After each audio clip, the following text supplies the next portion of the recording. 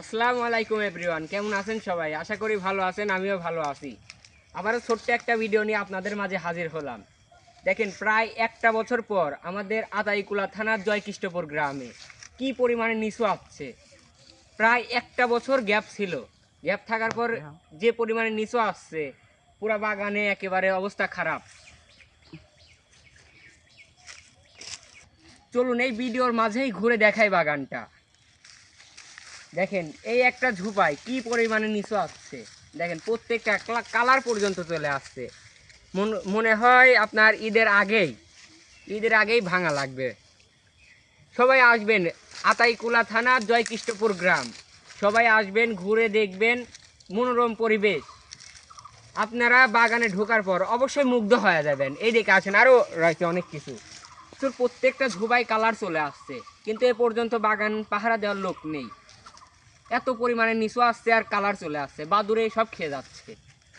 আসুন দেখেন, দেখার পর যদি ভালো না লাগে তাহলে কি বলছি, দেখেন আমাদের সাথেও দেখা হবে ইনশাল্লাহ। সবাই আসবেন, আসেন বাগান ঘুরে দেখাই। খুব সুন্দর। এই দেখেন, এই একটা দেশাল নিচুর ঝোপা। প্রত্যেকটা ঝোপায় প্রায় 20টার উপরে নিচু আছে। দেখেন, এই পাশের গাছে হয়তো সেরকম কালার আসে নাই, রোদ সেরকম লাগে নাই, কিন্তু দেখেন প্রত্যেকটা নিচুর যদি আপনি ঝোপায় দেখেন, ছবি ছবি উঠতে মন চাবে। দেখেন, ছবি উঠতে নিশ্চিত মন চাবে। আমি নিচু হয়ে গেছি, দেখি যান, আমি কিন্তু নিচু হয়ে গেছি। আর যদি কালার ডিফারেন্টের কথা বলেন, এই দেখেন নিচু। তো ভিডিওটা আপনাদের দেখাতে গিয়ে অনেক লং হয়ে গেল, তাই এই ছোট্ট একটা ভিডিওতে যা দেখাইছে অনেক কিছুই হয়েছে। তো দেশালের তো পরিস্থিতি দেখলানি।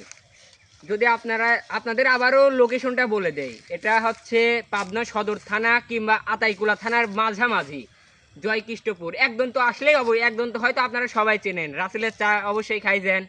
এখানে আসবেন, দেখবেন নিচু বাগানে ঢোকার পরে নিচুতে মুগ্ধ হয়ে যাবেন। তাই সবাই আসুন, আমাদের গ্রামের মনোরম পরিবেশটা দেখুন, ভালো লাগবে। এখন আপনারা ডিসাইড করুন আসবেন কিনা। বুধার পেটা মারি ফেলা দিলেন